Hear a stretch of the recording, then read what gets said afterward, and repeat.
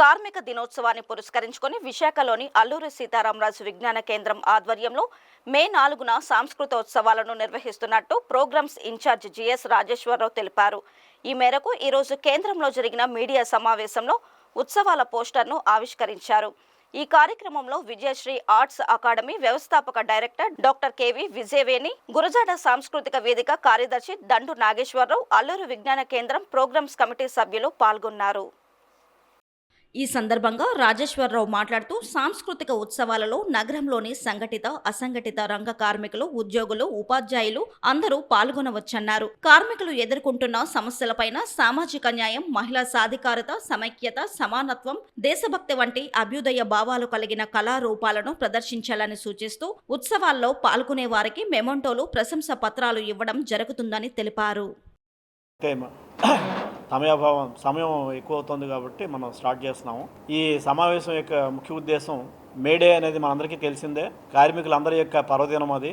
ఆ పర్వదినం అనేటువంటిది ఒక పండుగగా జరపాలి అనేటువంటి ఉద్దేశంతో మే 4వ తారీఖున అల్లూరు విజ్ఞాన కేంద్రంలో మేడే సాంస్కృతికోత్సవాలు అనేటువంటిది నిర్వహిస్తున్నాం.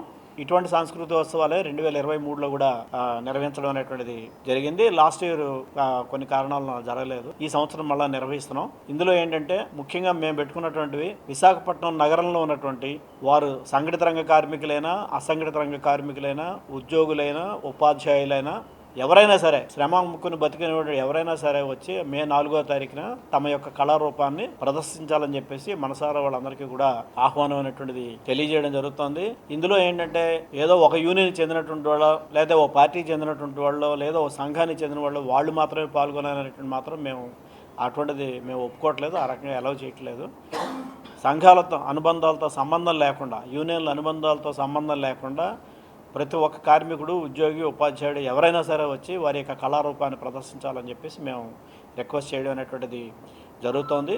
ఎవరు పాల్గొదలుచుకున్నా సరే, ఆఖరికి జర్నలిస్టులు పాల్గొనడం కూడా అవసరం. మీరు కూడా కార్మికులే కాబట్టి, మీలో కూడా కళాకారులు చాలామంది ఉన్నారు కాబట్టి మీరు కూడా వచ్చి ఒకటో రెండో ప్రదర్శనలు ఇచ్చినట్లయితే ఇంకా దానికి మరింత నిండుదనం అనేటువంటిది వస్తుంది. ఏమైనా సరే ఏంటంటే ఎవరు పాల్గొదలుచుకున్నా ఏప్రిల్ 20 కల్లా మాత్రం ఎంట్రీలు అనేటువంటి మాకు పేర్లు అనేటువంటిది వచ్చినట్లయితే వాటన్నిటిని కూడా లిస్ట్ అవుట్ చేసుకుని మే 4వ తారీఖుకి ఏ ప్రోగ్రామ్, ఎవరి ప్రోగ్రాము, ఎంత సమయం, ఎన్ని గంటలకు ఉంటుందనేటువంటి స్లాట్లు కానీ ఫిక్స్ చేసుకున్నట్లయితే ఆ టైంకి వాళ్ళు వచ్చినా సరే సరిపోతుంది. ఆ రకంగా ఏంటంటే మేము మొత్తం అరేంజ్ చేసుకోవడం తగ్గట్టుగా ఏప్రిల్ 20 తారీఖు కల్లా పేర్లన్నీ కూడా వచ్చినట్లయితే బాగుంటుందని చెప్పేసి, అలాగే మా కార్డులోనే కాంటాక్ట్ నెంబర్లు కూడా ఇచ్చాము. నాది, దండు నాగేశ్వరరావు గారిది, బుజ్జి గారిది 3 కూడా నంబర్లు కూడా ఇవ్వడం జరిగింది.